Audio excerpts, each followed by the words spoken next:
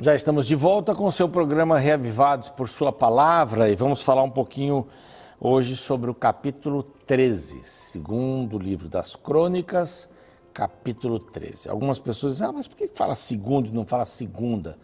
É porque no Antigo Testamento tudo é livro, então é masculino. Em o Novo Testamento tudo é carta, então é feminino. Segunda carta de Paulo para Timóteo, tá certíssimo. Aqui é só uma questão técnica, segundo livro das Crônicas e tal, segundo livro de Samuel, só para falar um pouquinho isso.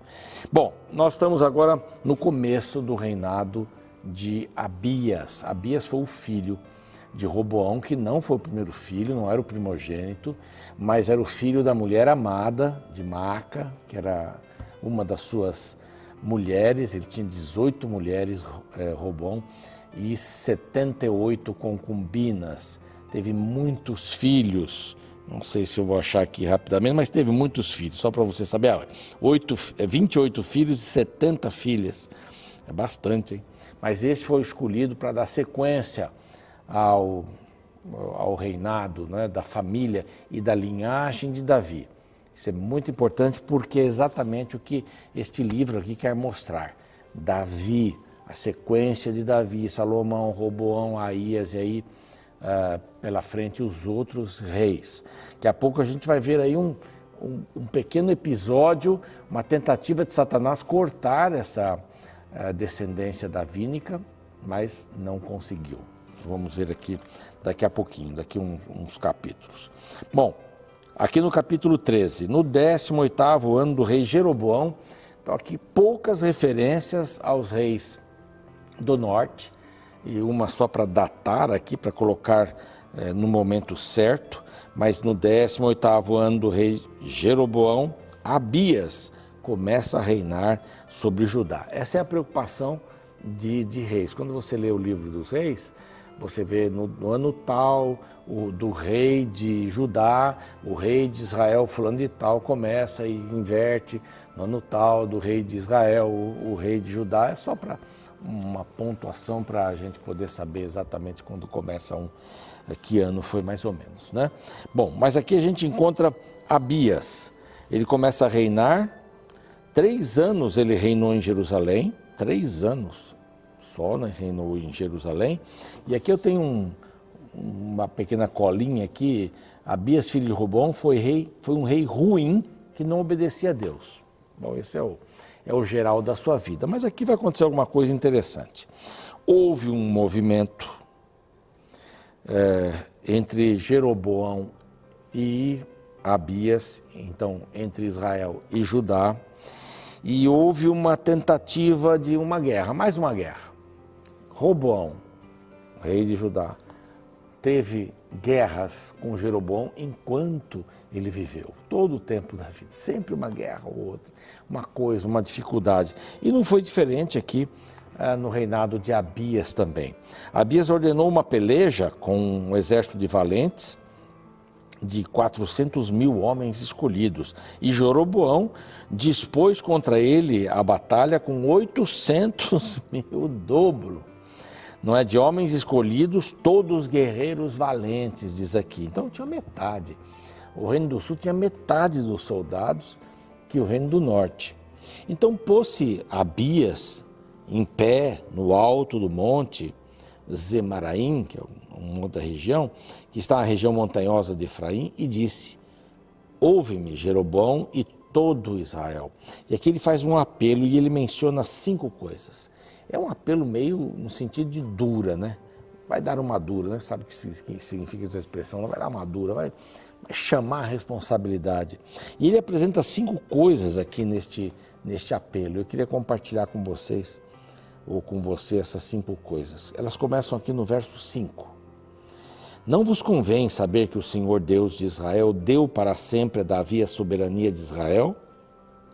A ele e a seus filhos por uma aliança de sal. Essa aliança de sal é uma aliança perpétua, essa era uma expressão usada na época. O sal é um elemento que dura aí quase que a vida toda, né? É uma aliança perpétua. Então você não sabe que Deus deu para Davi essa linha? Segunda coisa, contudo, se levantou Jeroboão, filho de Nebate, servo de Salomão. Então ele aqui define bem, né? Jeroboão, você não é da linhagem davínica. O verso 6 vai confirmar que ele era filho de Nebate e servo de Salomão. Não era filho de Salomão. Para dar sequência a essa linhagem davínica, ele precisava ser filho de Salomão. Dizer, olha, você aí do Reino do Norte não é nem da descendência de Davi, não é filho de Nebate, servo de Salomão, filho de Davi, se rebelou contra o seu senhor, ajuntou ele gente vadia. Verso 7, homens malignos. E vai aí, no verso 8, ele diz assim, bem sois vós uma grande multidão e tendes convosco os bezerros de ouro que Jeroboão vos fez para deuses. Quer dizer, vocês estão perdendo essa linhagem davínica, vocês aí do norte, né, os israelitas. Vocês estão cheios de gente aí que não presta.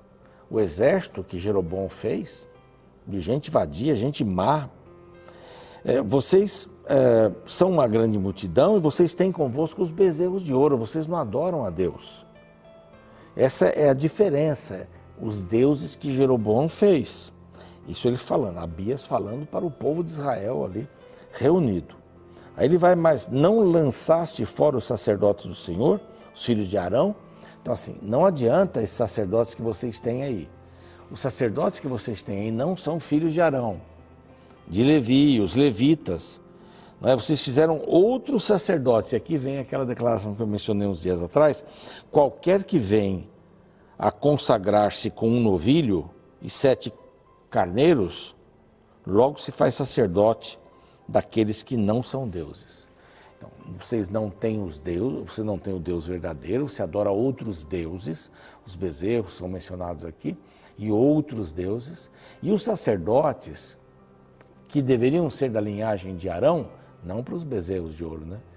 Mas para dar continuidade, aqui em Jerusalém, vocês fazem assim, qualquer um vira sacerdote, basta dar ali uma oferta grande.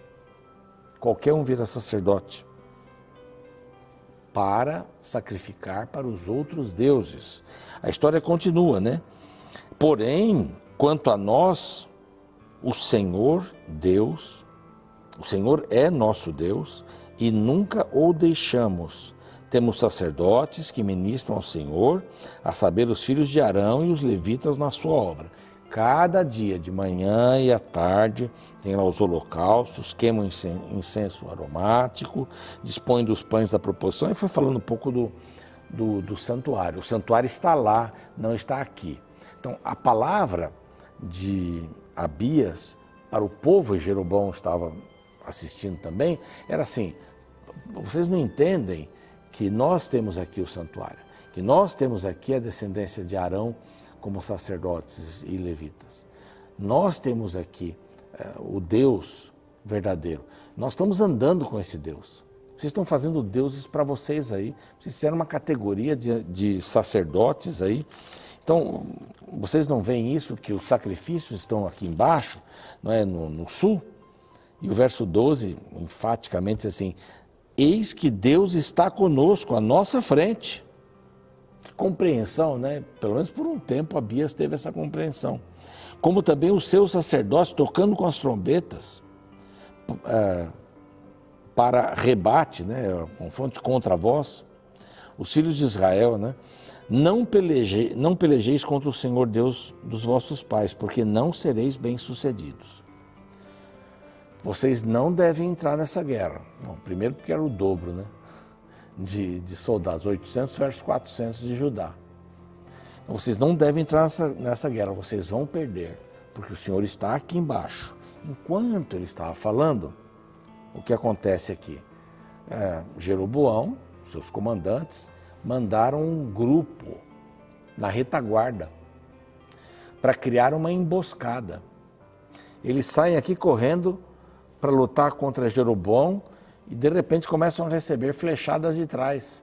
E eles têm que voltar para lá e ficam perdidos. Aí ficam perdidos e acabam morrendo todos.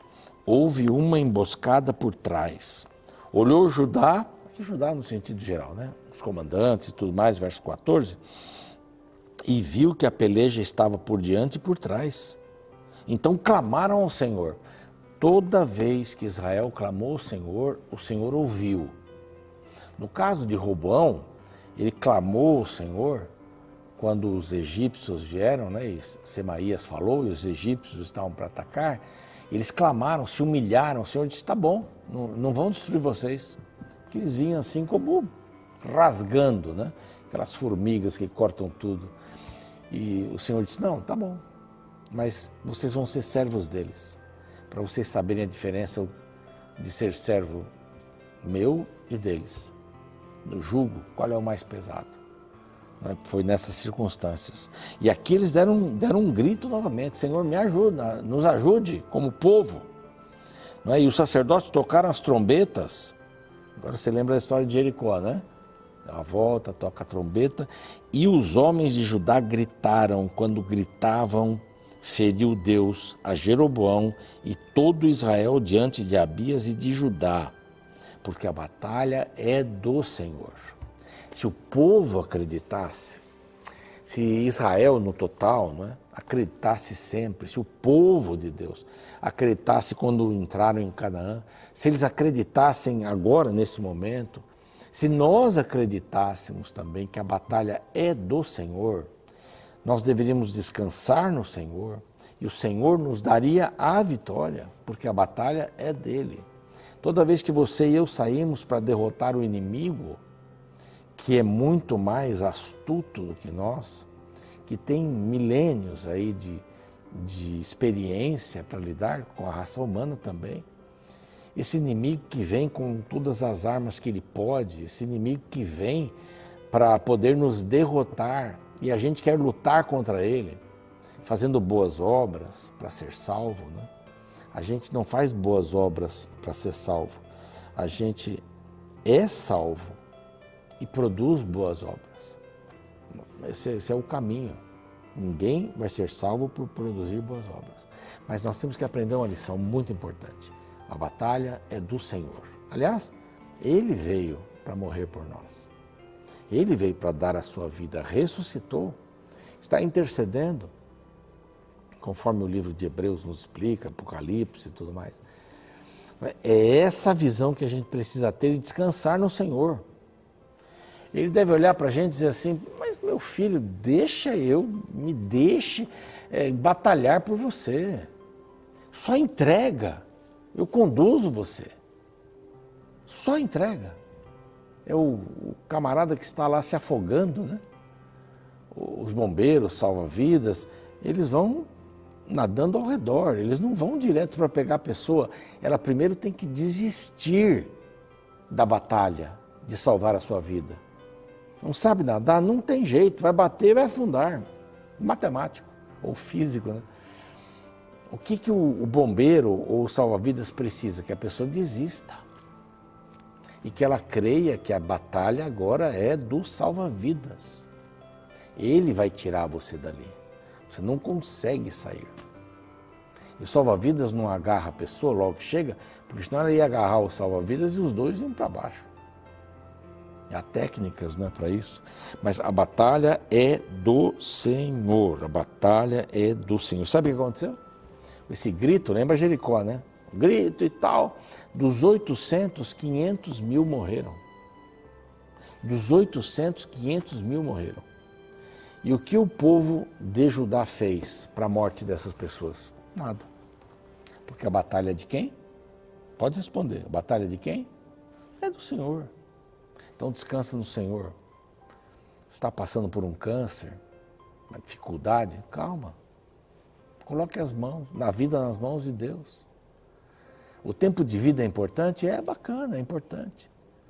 Mas Deus vai direcionar você. Porque a vida aqui não é tudo. Não é tudo. Deus tem alguma coisa quando Ele voltar. Para todos nós. Para todos nós que queiramos, né? Bom, aí Jeroboão morreu nessa batalha. Houve uma perseguição. Abias tomou várias cidades, Betel e etc.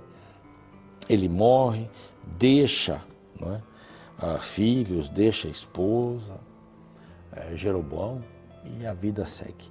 No próximo capítulo a gente vai estudar sobre Asa, que substitui Abias. E é uma outra história, rei de Judá. Vamos orar? Pai querido, que aprendamos hoje que a batalha é do Senhor, não é nossa.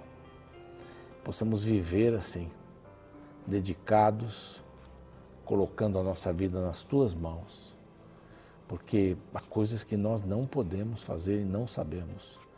Por isso temos que descansar nos Teus braços, confiar no Senhor. O Senhor tem uma perspectiva de vida e de eternidade que nós não temos. Então o melhor que faremos, confiar no Senhor em nome de Jesus. Amém.